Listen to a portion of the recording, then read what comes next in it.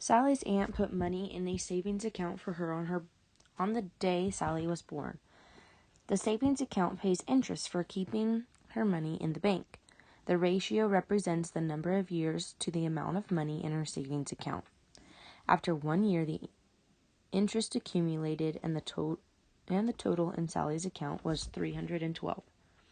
After 3 years, the total was $340. After 6 years, it was $380. After 9 years, it was $430. And after 12, the total amount in Sally's saving account was $480. Using the same four-fold method from class, create a table and a graph and explain whether the amount of money accumulated and time elapsed, meaning time passed, are proportional to each other.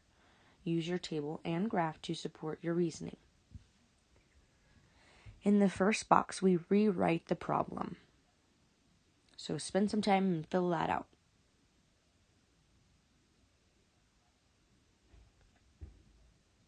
In the second box, we create a table.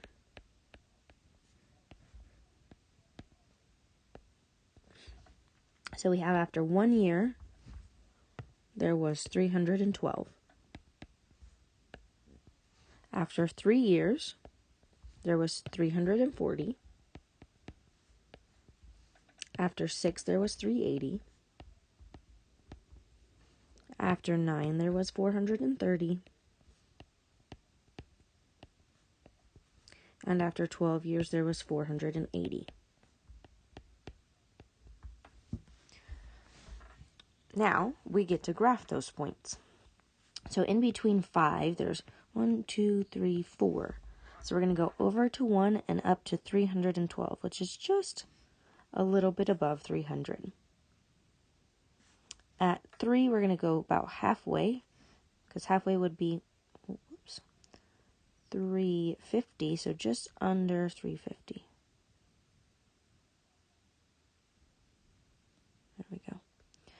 At 6, which is 1 past 5, we're going to go up to 380.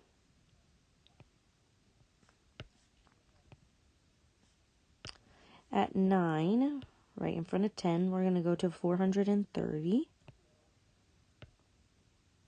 And at 12, we're going to go up to 480.